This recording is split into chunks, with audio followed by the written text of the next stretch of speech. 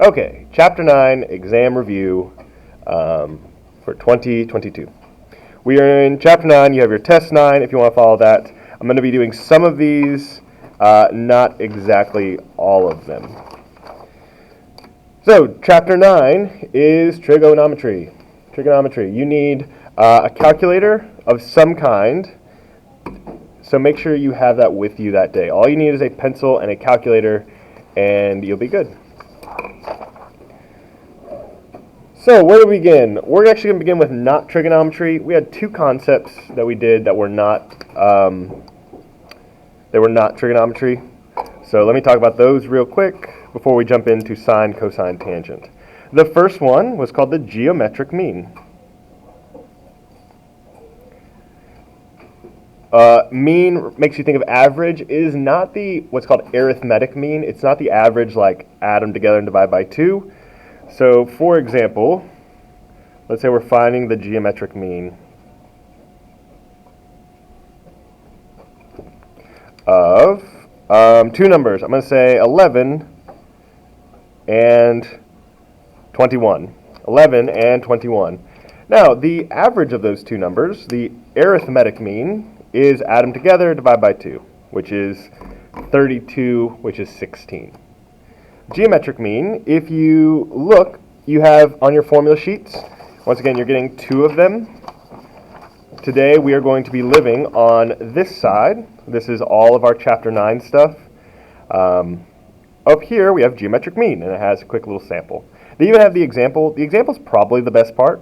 It says the geometric mean of 9 and 4 is 6 because it is multiply them together and square root. So to do the geometric mean, I'm going to take them together and multiply them, and then square root them. Multiply and square root.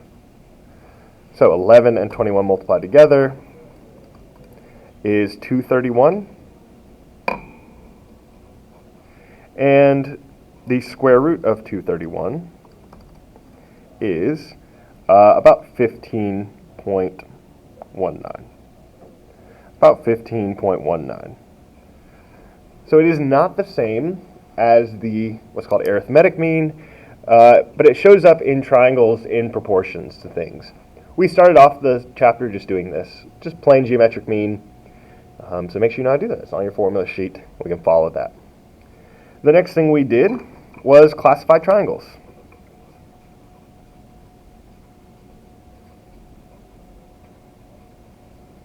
Classify triangles. We had 3 different cases. One where a squared and b squared equaled c squared. One where it was bigger than c squared, and one where it was less than c squared.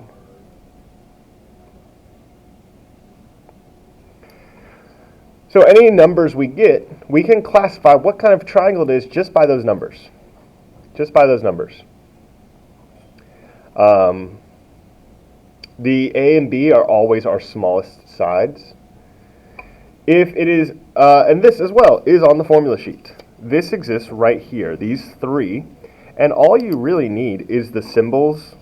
It says symbols, I don't know why it has words too. It says this one, the other case, and the final case. So those little pieces are all we need. Perhaps I should just white out those areas to make it a little clearer. When it is equal to c squared, it is a right triangle. It is a right triangle. When Pythagorean theorem works, it's a right triangle. If it is greater than c squared, I also kind of see it as pointing at the c squared. Like if you imagine it's pointing at the c squared, that means it is acute.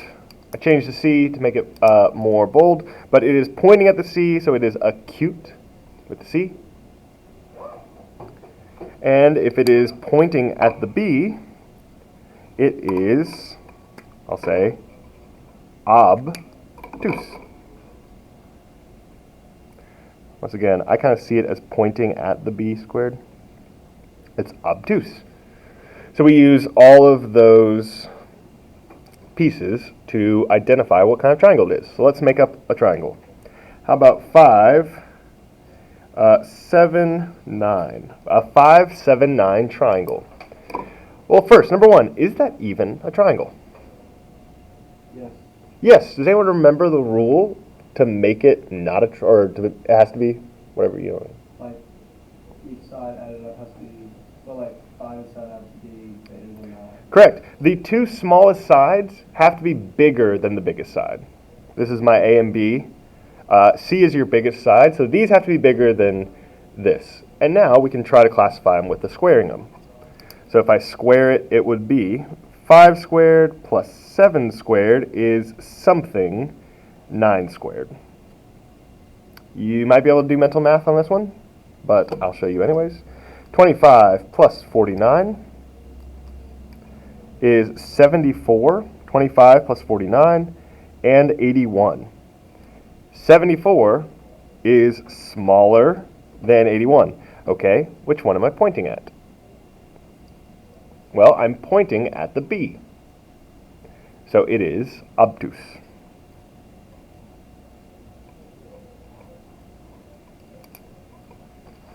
Cool, cool, cool. So those are the two non-trigonometry stuff we did this chapter.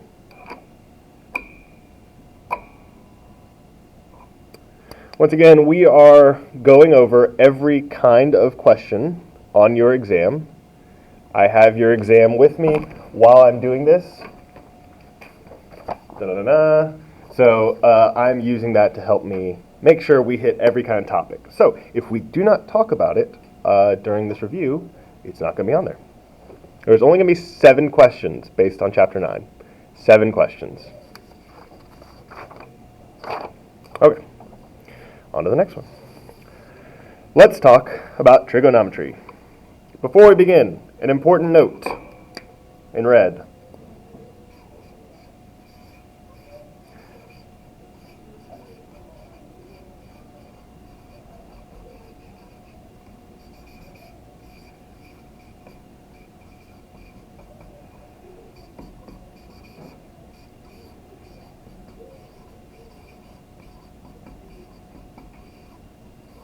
Your calculator must be in degrees. If it is not in degrees, trigonometry would be wrong. All of your trigonometry answers.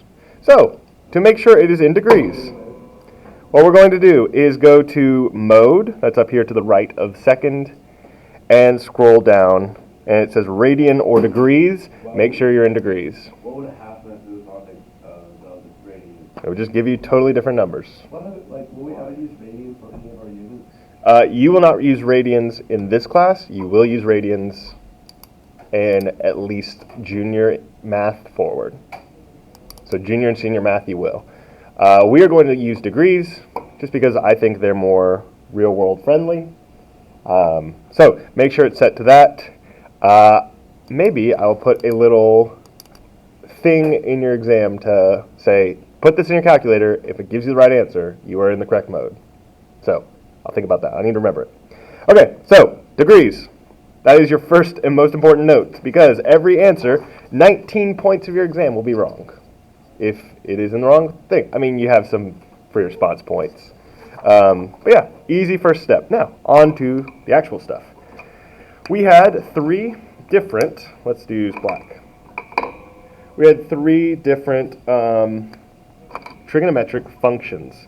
We had sine of theta, cosine of theta, and tangent of theta. What is theta? Good question, everybody. Theta just means degrees of some kind. It is to degrees what x is to numbers. So, degrees, some kind of degrees. Sine is the ratio of the opposite side of the triangle over the hypotenuse. Cosine is the ratio of the adjacent side over the hypotenuse. And then tangent is the ratio of the opposite side over adjacent. All this is long time ago, they have figured out every kind of right triangle. and what every kind of right triangle looks like.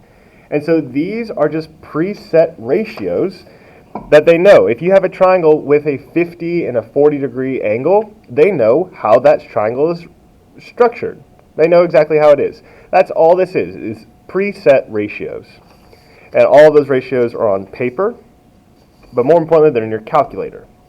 You can not worry about degrees if you're using your paper and then just using your calculator for multiplying, adding, subtracting, dividing. But if you're using a calculator for trigonometric functions, it needs to be in degrees.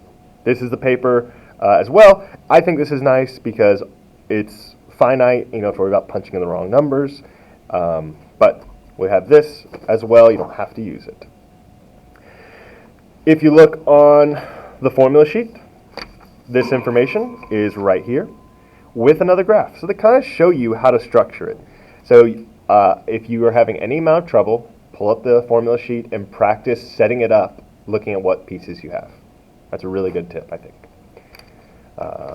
Okay. You have the shorthand of SOH, S-O-H. That just stands for sine, is opposite over hypotenuse. Cosine, ca, C-A-H, and TOA. That's where those come from, if you see so, ca, TOA.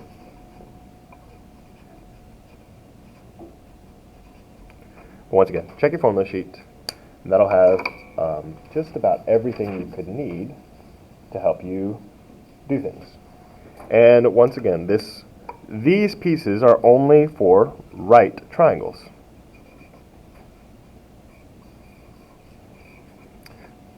Perfect. So let's do a problem. Let's see what we have.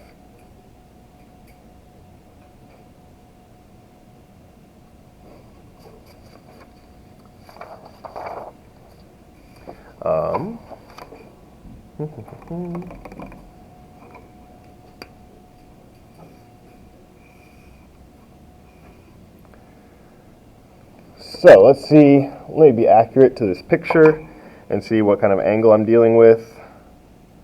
This looks like a 37-degree angle. I'm going to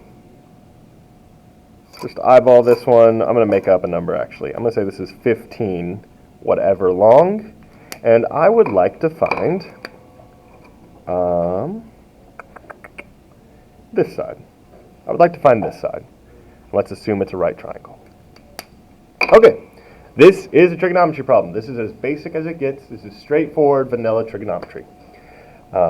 If you feel comfortable with this, everything else stems from this and comes from it. So if we can do this, it's really baby steps after this. So let's make sure this is totally clear. We have our angle. This is our most important piece because it tells us exactly where we're sitting. If we're standing at this angle, we have a hypotenuse,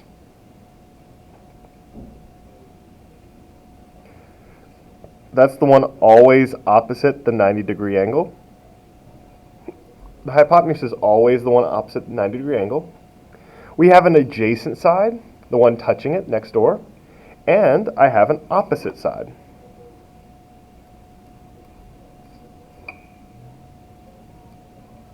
It's opposite the angle. This is where we're standing. So if this is opposite the angle and I have the hypotenuse, which one of my three functions am I going to use? Sine. I'm going to use the sine because I have the opposite and the hypotenuse. I don't have the opposite, but I'm concerned with it. I'm using it in the problem. I don't have any part of the adjacent I need or want. So I don't have any piece of it, so the adjacent's not a part of this problem. That's how I knew to use the sine, because adjacent's in cosine, adjacent's in tangent. So the sine of my angle, the angle always lives inside here, equals the opposite over hypotenuse, x over 15. All right, we are one step away from being done with trigonometry. Then the rest is algebra. The last step is to turn this into a number. This number is what ratio is this part to the whole? Well, you can either go down to the 37th row in your table over to the sine column, or on your calculator, sine button right here in the middle, 37. That is 0.6018. And congratulations, this problem is no longer about trigonometry, it is just algebra. And then from here, to solve it, I can multiply by the denominator, multiply by the denominator, and I get x equals, I'll probably cut it down to 1 decimal, well, yeah, I'll probably just do 1 decimal point, and it's about 9. If I cut the decimal off, it is about 9.027, so I'll just do 9. And there you are. That is as plain Jane of a problem as we have.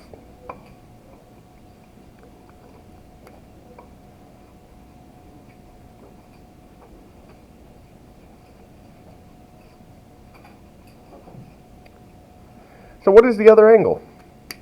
What is this angle? It's not a trigonometry problem. But what is this? 53. Good job. Because we have a triangle. And if we go to our formula sheet, in the corner it says all angles of a triangle add up to 180. I've spent 90. I've spent 37. I have 53 left. Just a good thing to keep in mind to remember how to do it.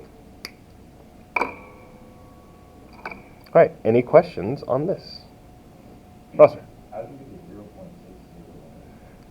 the 0.601? Great question. That is one of the most important pieces. This is either on my calculator by clicking sine 37, or using my sheet, going down to the column that is, or the row that says 37, and then getting the sine one.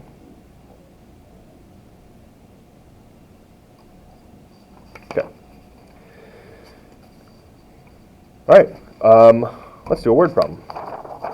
Let's do a trigonometry word problem.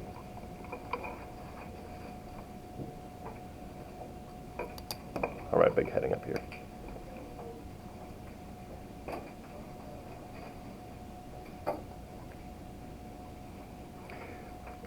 Now, trigonometry word problems are no different than these. The math is not any different. The hard part is understanding where all the pieces are going to go.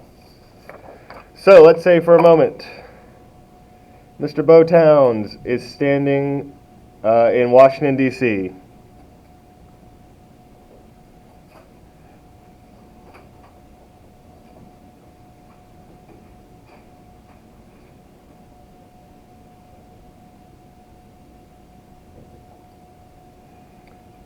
with an angle of elevation, that was one of our terms,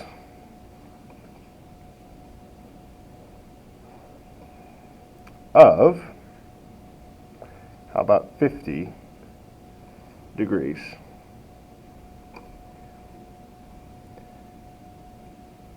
He knows the monument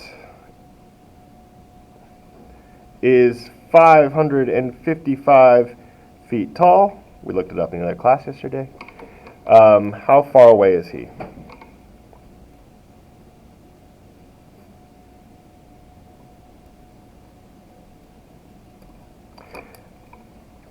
Okay.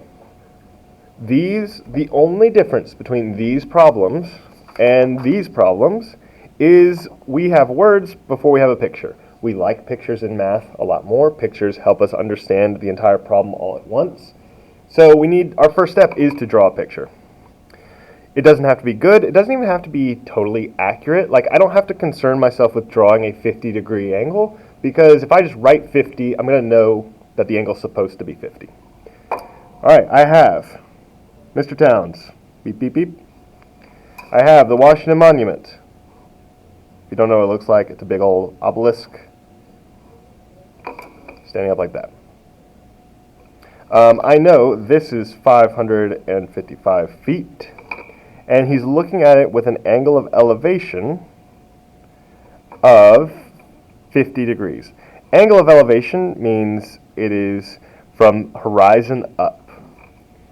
And we'll just assume these are right triangles, because we can't do it without a right triangle. Okay. those are the things I know. What am I looking for in the problem? How far away? Is how far away this measurement or on the ground? This one. This is my mystery number. That's what I want. Now, we're getting very close to setting it up almost exactly like another trig problem. It's almost there exactly. And you can take more stuff away. But we have all of our pieces. I'm not concerned with this value at all. I don't care about the hypotenuse in this problem. So if I don't care about the hypotenuse, which function am I going to use? Tangent. I don't care about the hypotenuse, so I'm going to use tangent. We go back to the sheet.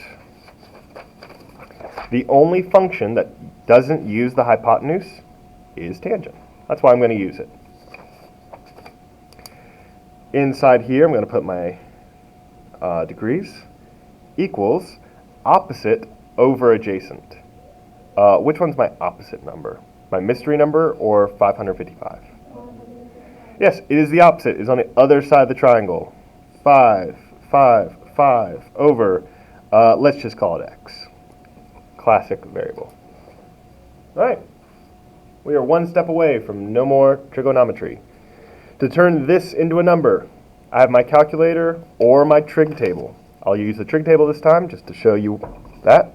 I need to go down to 50.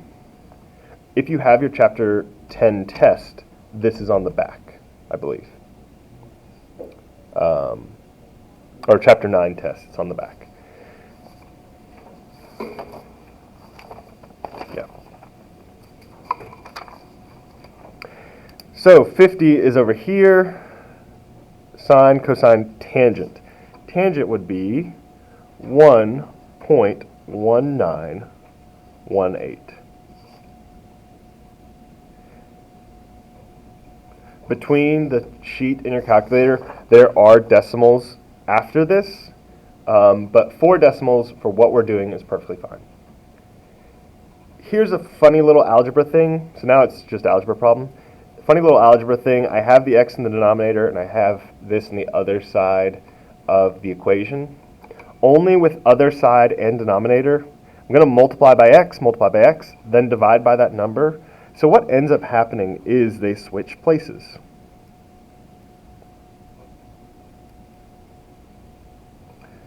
So remember, over here to the side, you could see something like this. Here's times x, and then you have x times 1918 equals 555, and then I divided it. That's how I got here. But it's kind of like a little shortcut. Is it probably the most, the best thing every math teacher is going to love you doing? They probably want to see that, but I'm okay with this. And then I have 1.1918, and I get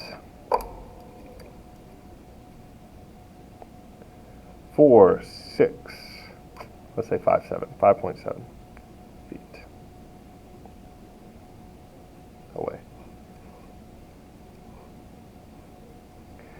So there we are. We are about 465 feet away. You can see we had words. We had to make it into a simple picture with what we were concerned with. And then we got an answer. Please note what I said earlier about free response problems. The ones that I'm probably going to give you for free response are the ones with the most steps to show the most possible work to get the most possible points. So, when thinking about free response, think about what kind of things Mr. Goodrow likes to see work for, and then know those. For example, classifying triangles, these problems, these are like built to be multiple choice. Like these are perfect examples of a multiple choice problem because it's just like which one of these 4 or which one of these 3 is it? But something with very detailed, like how you have to draw it, how you have to set it up, and then solve it. That's a great free response kind of question. Okay, questions on those? So how did you put 1.1918 the tangent Mhm. one under 506?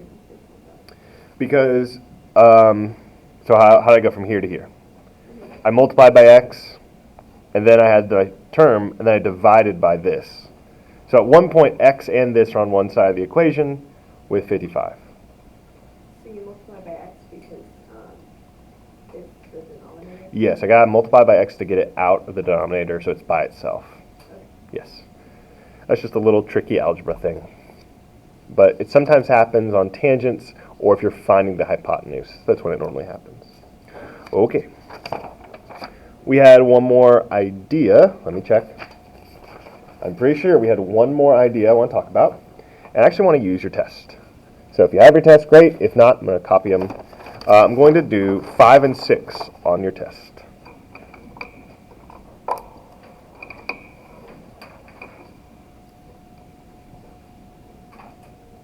Five on the test and 6 on the test. Not on the exam, but on the test. This is law of sines. And this is law of cosines. It says so in the instructions. It says use the law of cosines, use the law of sines to do it. So.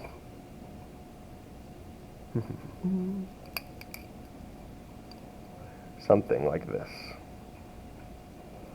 Now, the law of sines and the law of cosines are unique because they are even more usable than the normal functions like sine and cosine. If you cannot see, that is 22 and that is 50. There's 5 and there's my unknown. Law of sines and law of cosines can be used on any triangle. Any triangle. When earlier, the opposite over adjacent, those kind of things, those are just for right triangles. But law of sine, law of cosines are a lot more flexible. If you look on your sheet, it says something like this. The sine of A over A is the sine of B over B. That is the law of sines. The main idea to keep in mind, especially with all triangles, is these different pieces are linked together. So that 22 is linked to that 5. They're like prom dates, and that 50 and that x are connected. So how one changes, the other one changes too. So 22 goes with 5, 50 goes with x. If I had this angle, for example, I wouldn't be concerned with this side. I want to try to find 50 if I didn't have it, because these are connected. Those are connected. And so with that, all I have to do is plug in the formula, and I'm going to get a ratio. With that ratio, I'm just going to solve it using any of our various methods. Sine of 22 over 5 or x? 5 or x? 5. 22 is linked to 5, so that one needs to come with it. And then sine of 50 over x. Does it matter which one's A and which one's B? No, you could have swapped these. That's fine. Next step, I'm going to turn these two just into decimals. Just going to turn those into decimals using my calculator or my sheet. It is not, doesn't matter which one you do. 0.3746.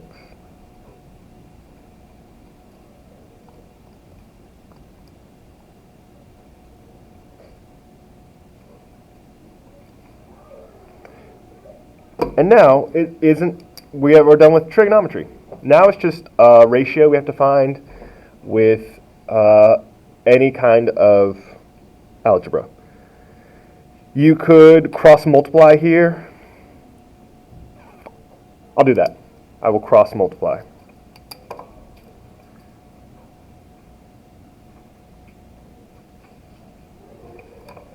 So cross multiply gives me this number times 5. That becomes 3.83 equals 0.3746 times x. And then finally divide this away, and I'm left with just x.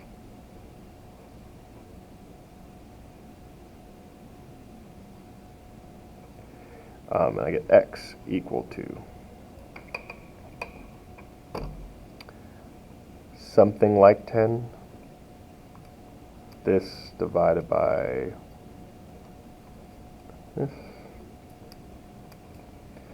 And it's about 10.2. One decimal, if you haven't heard me say all year, it's pretty good. I'll take one decimal just about every time. Okay, now this should make some sense as an answer because remember these are connected. So in our magic triangle machine, 22 degrees spits out a 5. So 50 degrees should be bigger than 5. And it is. It's 10. If this was smaller, then that'd be a good sign to go back. If it was negative, that'd be a good sign to go back and double check your work. Most problems people make on these things are not in this part, in the trigonometry in the new setup. It's in the multiplying and dividing. So go back, double check that. Questions on that one? So on the exam, we'll specify like which one's law of sines and then which one's law of cosines. I think so. Yes, I say use law of sine.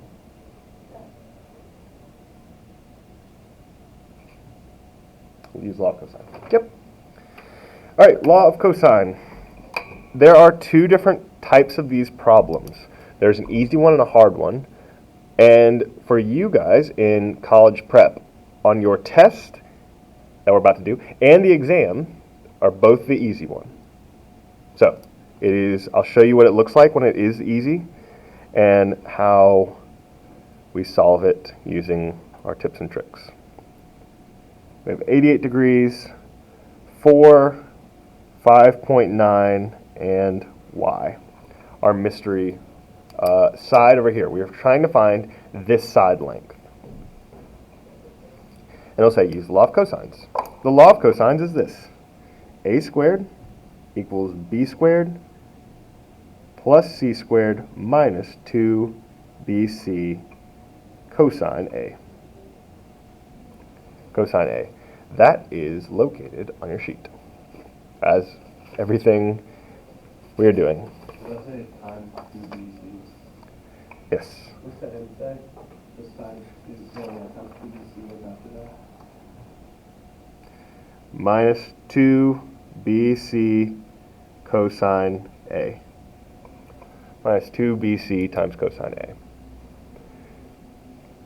Now, the reason this is the kind of law of cosines we like, the one that is easier, is because we have an angle in a corner and its two adjacent sides. That is like the formation we like. And they're all pointing at that side. Those are the things we like. Because, watch what happens when I set it up. Our a squared is the one opposite our angle, which means it's y. So y squared, because it's squared, equals 5.9 squared plus 4 squared minus 2 times 5.9 times 4 times the cosine of 88.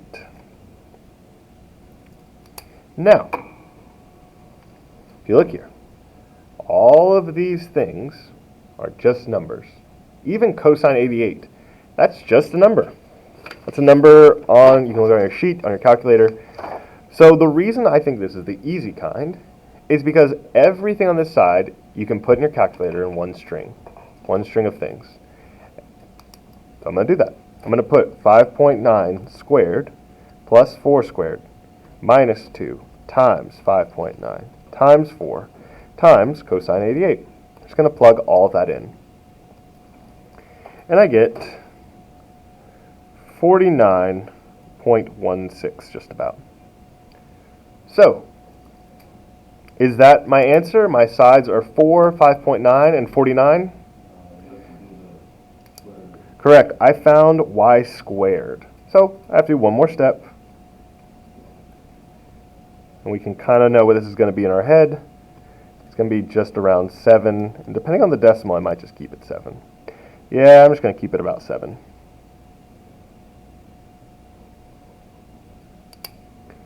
The decimal is like 7.01, and so I thought that was good enough to round. All right, and that is law of cosine. That's the easy version. That's the one I promise I'm going to give you. That's one you have on your test to use as practice. That's the one right here. We just did your test problems here. So in the case you didn't get 100 on that test, now you have the answers and how to do them. We had homework on these as well. We had more practice problems. Is there anything I can answer before I wrap up recording? Okay.